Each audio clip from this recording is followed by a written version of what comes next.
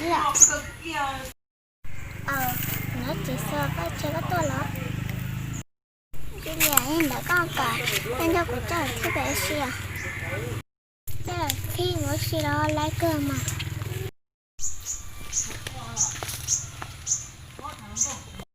Dạ có này có thao của.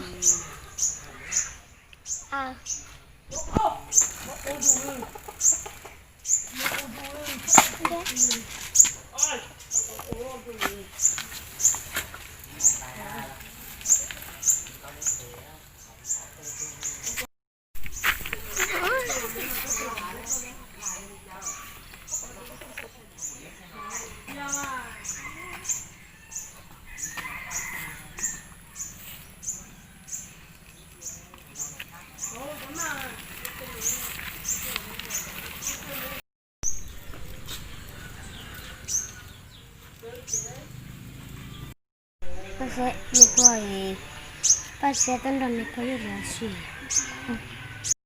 Cũng đang kéo xí xí. Xong rồi xí xí to ha.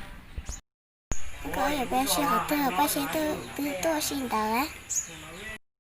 Mà hai cái này bé xí ra bố ấy thì tí đó hay là lý tên.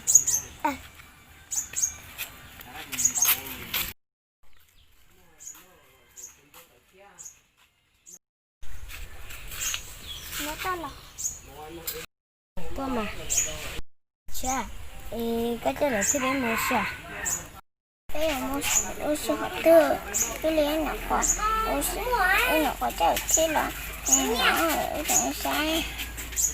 Cái trên nào mà thấp cái hơn mà. Có phải mà. Đây có cái.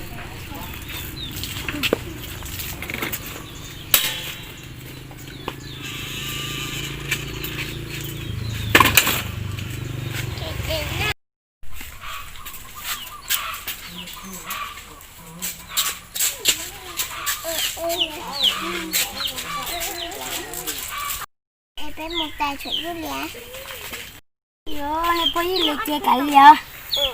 Hả chị con này, em chuyện rất lạ chị, quá chị thích chơi bé cũng như tớ một. Nhưng tớ chơi, cái một cái hàng cái gì đó. Chị mời chơi rất lạ nhá nọ. Chơi cả lẽ nó.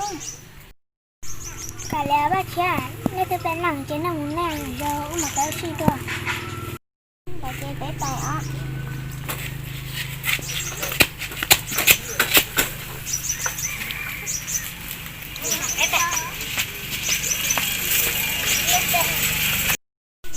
Chả lắm muốn nhẹ là nhẹ. Sao chị ta có thể nói chả nhẹ như vậy? Cả lẽ mà. Sở trình tế thì cũng chỉ là mà đã giống như chả lắm mà. Cho nên tao nói vào một cách.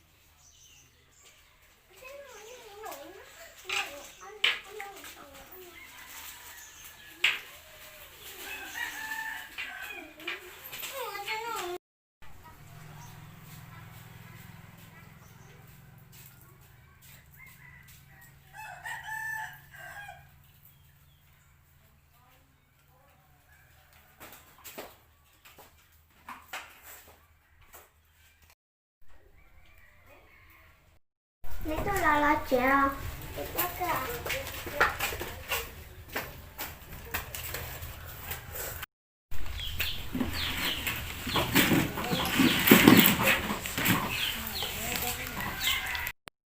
Cái này có nhà chữ là nó chữ sao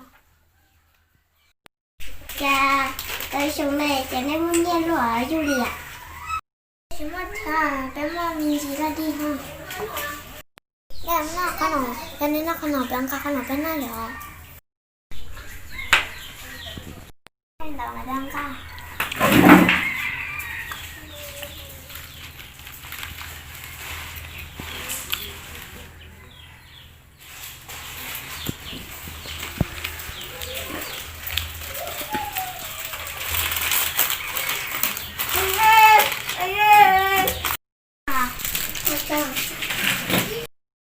cái gì bỏ lại bên đây có ăn lại cái đó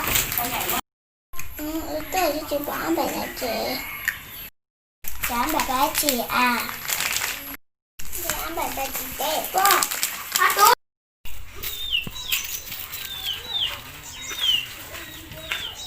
cha vô liền lại nó nhảy ba xe lỡ tôi xịt nó nè chỉ là mình nhảy ba xe lỡ chỉ tên là tôi xịt mình có là mình xịt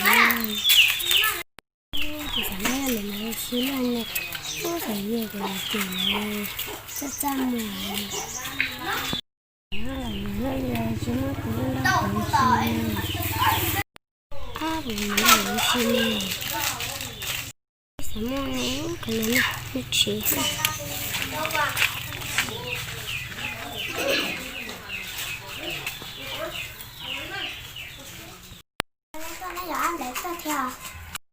này nó chỉ ăn bài thì có chơi ăn bài thì chỉ tôi đưa vào xịt rồi chơi thằng đấy chơi ăn bài thì có chơi ăn bài chăm mà chỉ tôi đưa vào xịt rồi cả lẽ vô liền trong mấy đẹp còn gì cơ cho hai đây con ha sau đó nó sẽ là gì đó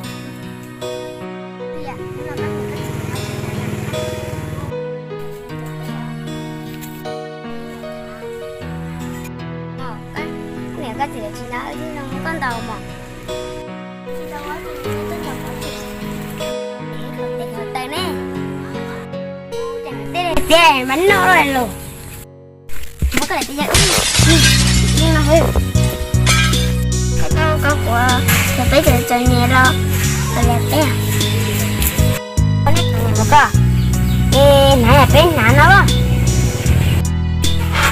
rồi là bây giờ chơi nhẹ lo bây giờ bé mà cũng như chồng muốn mày nên tôi làm lo tại đi sao nghe bây giờ tôi thập lo kia anh ấy chẳng nên chọn nhẹ nè tôi kia mà để thằng tôi lâu với cái gì cũng đâu kia ha thằng tôi chỉ là chuyện thôi